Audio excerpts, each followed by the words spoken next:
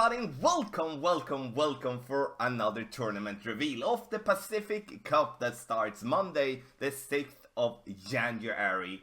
And I'm so overly excited to see some of my favorite holes coming back to tournaments. The video here is sponsored by Golf Clash and Playdemic. And before we start, don't forget that you can comment in the comment section below to tell us what you think about the upcoming tournament. Also, subscribe to patreon.com/golfclashtommy to get the tournament text guide so you can continue with us to crush the tournament. So let's take a look and see what we do have as information for the tournament. Let's start Pacific Cup. Join us on the many varied landscapes of the Pacific in the upcoming aptly named Pacific Cup tournament. And as you can see here at the bottom, we're going to play hole 1, Juniper Point Par 4. Then we do have hole number 2, Kohong Resorts,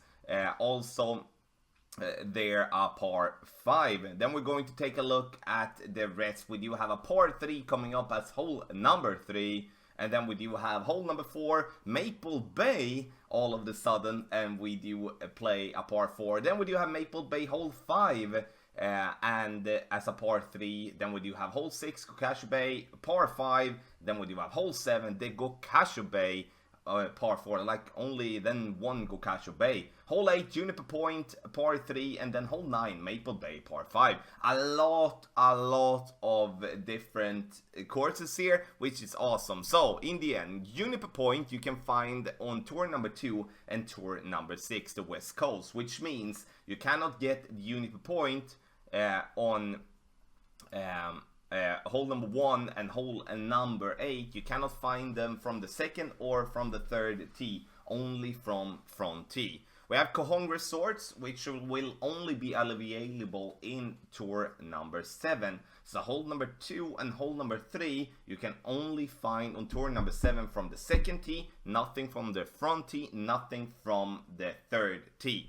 Maple Bay you can find from the front tee and the third tee. So hole number 5 and hole 4, 5 and 9 you can find from front tee and from third tee, tour 5 and tour 11. Last but not least, the Gokasho Bay, which is only one course. That course you can only find on tour number 5 and tour number 10, so front tee and second tee. A lot of information, but you can find that information on golfclashtommy.com, and there is where we are going to go right now. So here you can find all the information about the courses. Let's say here we do have hole number 7, Gokasho Bay, and here you can print it out. You can then also write and get yourself the own way. Here you can see that we do have a possibility to go for green directly if we do have the wind for it. So we're going to quickly go through the courses here that we're going to play. So we're going to go and we are going to start taking a look at, we start with Juniper Point,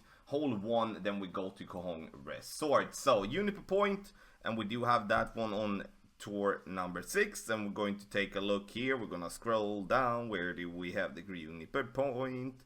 We do have the Juniper Point right here, hole number 8. So if you do have tailwind, you can go for green directly by choosing the route on the left, and that is if you bounce over on this part here. If you do have a headwind in any form, we cannot go directly to the green, then we need to follow this route here on the right hand side and lay up and go with a short iron. If you have to lay up, make sure that you do choose clubs with backspin because the green is very thin.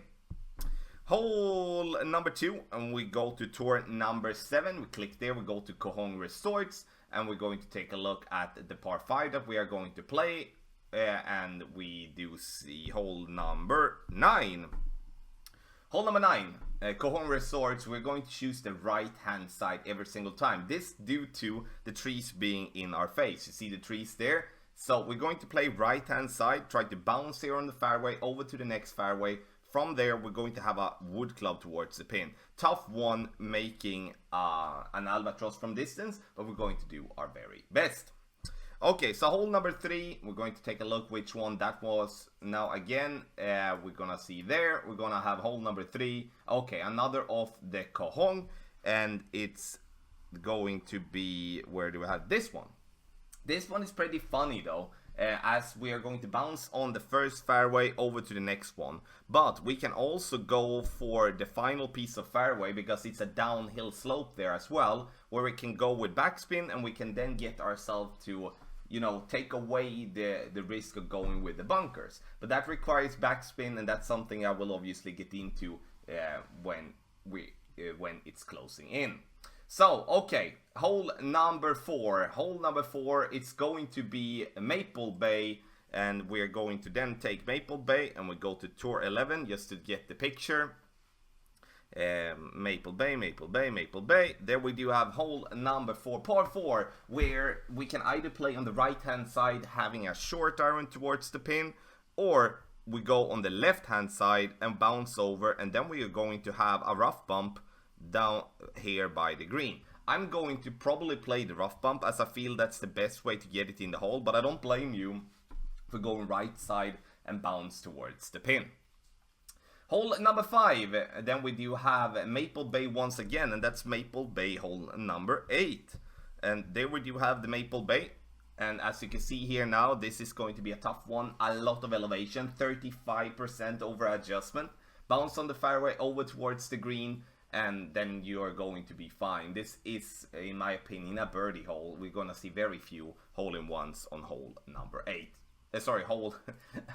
Hole number 5. Hole number 6, now we're gonna go to Gokasho Bay. And Gokasho Bay we can find, as said, in tour number 5 on tour number 10. So we're gonna go Gokasho Bay, Gokasho Bay, Gokasho Bay, and there we do have hole number 6, I believe. Yep, there we do have it. Now we do have a rough bump possibility as well. Pretty straightforward course, and then we do have the rough bump here by the green. So we bounce over the rough, rolling on the fairway, then have a rough bump.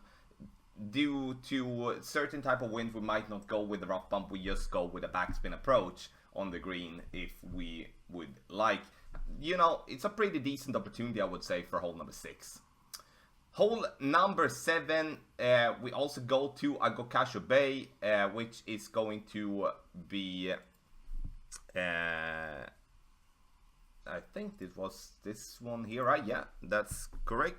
Here we do have hole number 7. As I said before, we go for green if we do have a tailwind for it. If we don't, we're going to try to lay up, and we're going to either have a wood club, short iron, long iron towards spin, depending on what type of route we are going to take. Either here, or we bounce over the bunker there, or if we go for green, we obviously go for that big fairway there as well. And I remember me saying that we only have 1 course of the Gokasho Bay. I was completely wrong about that. We had 3 courses of Gokasho Bay, if I'm not mistaken. Now 2 courses of the Gokasho Bay. So, hole number 8, Juniper Point. Now we're going to go back Juniper Point. We do have on tour 6 and tour 2. So we're going to take a look at where do we have Juniper Point. We do have that. No, not that one. My bad, my bad. Hole 7 it is. There we go, huh? There we go, there we go, there we go. So, hole number 7, and here we do have rough bump on either side on the rough, which is good opportunities. We also have the bounce on the fairway up towards the pin without a rough bump. It's going to be a pretty tricky one, and we're most likely going to play with a driver from whatever tee we're playing from, even in rookie if we play the rough bump. So, now, last but not least, we're going to go and look for hole number 9, Maple Bay, par 5, and that is going to be that one there. So we're going to take a look for Maple Bay on tour number 11. Maple Bay, scrolling, scrolling, scrolling. And there we do have hole 9. Okay, so we have that one then. It must be... yeah, there we do. So for hole number 9, we are going to play down here to the right. That's going to be the best possible way for us to get a good chance towards the pin. And in the end, there we do have all the courses. You can find the courses. You can also click hole information, find the elevation. All that information are free. So you don't have to pay for anything of that. But if you do want to get the text guides, you do need to subscribe to patreon.com/golf-tommy. Guide will be back as normal, so you're going to see rookie content guide on Thursday already for all the holes, also a playthrough. Friday, pro and expert day, it's going to be hole guides and playthrough as well. When it comes to Thursday, you will get the general text guide for those of you that are patrons, And then when we come to Monday, it's going to be once again a normal stream where we go over all the holes in all the different divisions. Then we do have, what do we have on Tuesday? Ultimate text guides will be out there. Ultimate tournament text guides on Monday and Tuesday as well. Playthroughs for Rookie, Pro, Expert, Master. Week tournament win will be then obviously a bunch of streams and most likely some breakdown videos as well, because I truly enjoy these holes. So Pacific Cup coming up to you the 6th of January. Make sure that you get some hype in this chat and let me know what you think in the comment section below. And thank you so much for watching. Video sponsored by Golf Clash and Playdemic. Good luck in the Pacific.